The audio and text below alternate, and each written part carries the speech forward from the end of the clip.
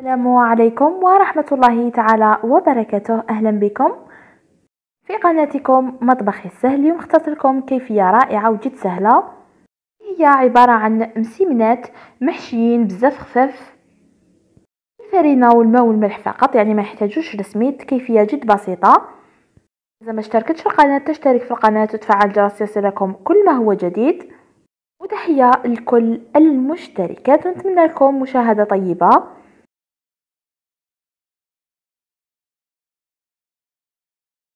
والان على بركه الله راح نبداو في الوصفه. واول شيء يعني هذا المسمن راح نبداه بالعكس. راح ندير كاس ونص من الماء، بالكاس نعبروا به دائما. درت كاس ونص من الماء. انا اذا حبيتو عبر كبير يعني كبروا الكاس. ندير ملعقه كبيره من السكر، ندير ايضا رشه من الملح،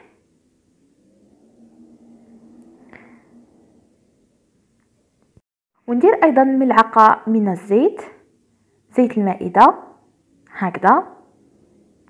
ونخلط بالفوي كامل هاد السوائل حتى يذوب لي هذاك الملح والسكر، يعني حتى يختفي تماما هذوك حبيبات الملح والسكر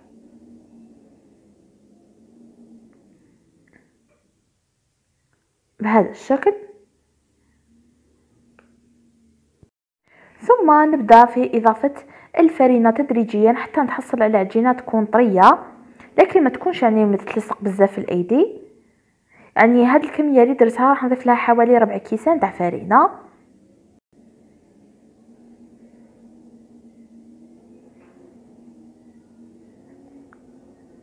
يعني هاد المسينات خفاف حتى كما يكون عندك والو في يعني في البيت نتاعك، ما كانش بيض ما كانش خماره، يعني بالفرينه والماء والملح تقدري ديري حاجه تشربوا بها قهوه تاع العشيه.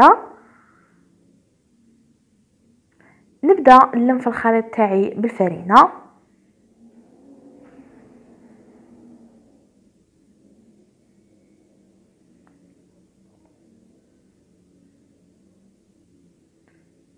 بهذا الشكل، يعني نضيفوا الفرينه تدريجيا، لانه كاين فرينه تشرب كاين فرينه ما تشربش عفوا.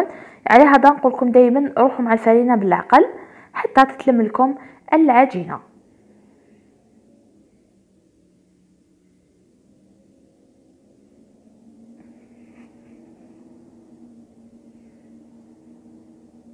والان كما راكم تشوفوا بعد ما تلمت لي العجينه تحصلت على العجينه تكون طريه، لكن في نفس الوقت تكون يعني ماسكه روحها، ما تكونش تتلصق بزاف.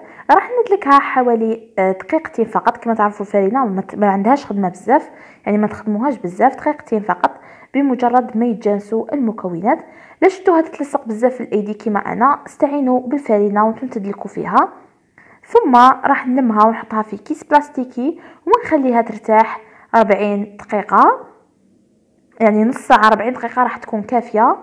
بهذا الشكل نديرها في كيس بلاستيكي ونخليها ترتاح. نغلق الكيس ونخليها. وهنا بعد ما جلست حوالي 35 دقيقة حتى 40 دقيقة راح نفتح الكيس نصيب الفرينة كامل طلقت روحها، يعني وكأني دلكتها.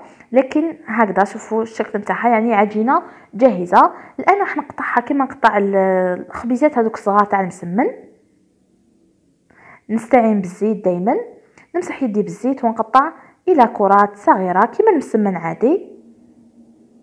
فقط الصينيه ندهنها بالزيت ونحط فيها الكرات كامل ونغطيهم بكيس بلاستيكي ونخليهم يرتاحوا 10 دقائق، ثم نبدا في عمليه التشكيل.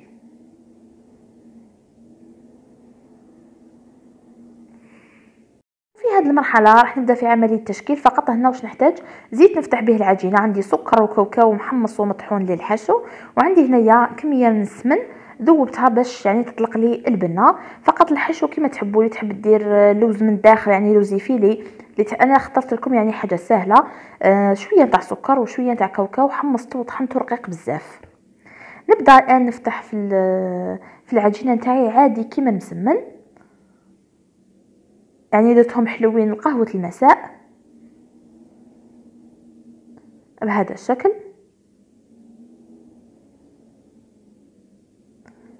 هنا نحط كميه من سمن او زبده كما تحبوا، لكن السمن عفوا يمد منها هايله. نحط شويه من السمن، نحط عليه هكذا، نذر عليه شويه نتاع سكر، وندير شويه من الكاوكاو اللي كنت حمصته وطحنته، يعني يجي محشي هذا المسمن، يعني يجي روعه.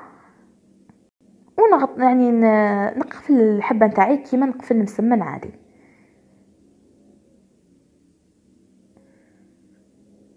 حتى واذا تقطعت لك عادي، لانه الفرينه كما تعرفوا ما تتكسرش بزاف، ماهيش كيما السميد.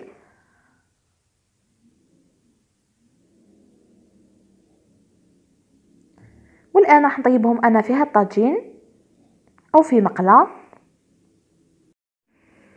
نقلبهم هكذا ونخليهم يطيبوا. يعني هذاك السكر كامل راح يذوب اللي درته من الداخل، يعني راح يجوا كانهم معسلين. ونكمل نفتح الثانيه والاولى راح يطيب بنفس الطريقه، نفتحها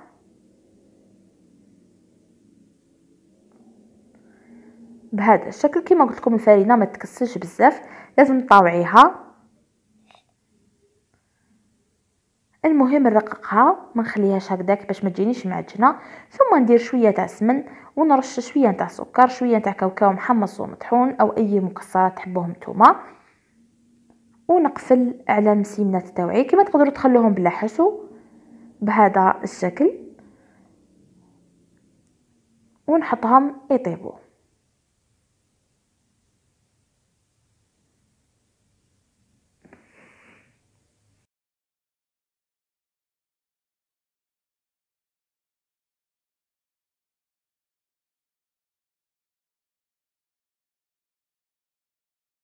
فقط ملاحظه ايضا، تقدروا تحشوهم بالمعجون من داخل.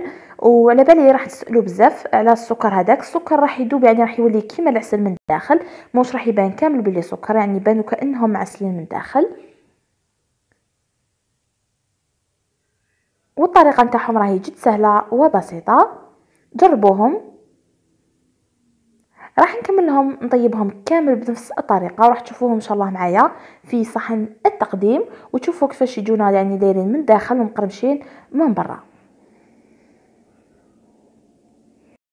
ها هما المسيمنات التوعية جاهزين في صحن التقديم في المرحلة النهائية. جاو بزاف رائعين، يعني فيهم القرمشة من برا ويجو خفاف مورقين طيبين ماشي معجنين، وفي نفس الوقت يعني محشيين. هذاك السكر كامل راح يذوب كما سبق وقلت لكم، راح يجوا كانهم معسلين. جربوهم بهذه الطريقه لقهوه العشيه، يعني خاصه في هذه الامسيات البارده دائما نحيروش نطيبوا مع القهوه.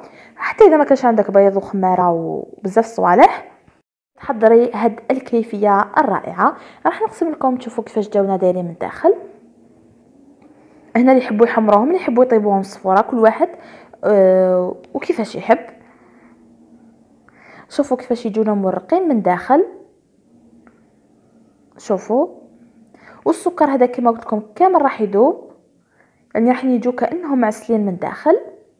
وهذاك الكاوكاو المحمص والمطحون راح يمد بنا هايله، صدقوني يعني جربوهم ومتاكده انهم راح يعجبوكم. والوصف يعني الكيفيه جد اقتصاديه. والان اذا عجبتكم الوصفه تاع اليوم ما تبخلوش عليا بجيم لا فيديو والاشتراك في القناه مع تفعيل الجرس لتتوصلوا بكل ما هو جديد. والان بقى لي نقول لكم دمتم في رعايه الله وحفظه، والسلام عليكم ورحمه الله تعالى وبركاته، في امان الله.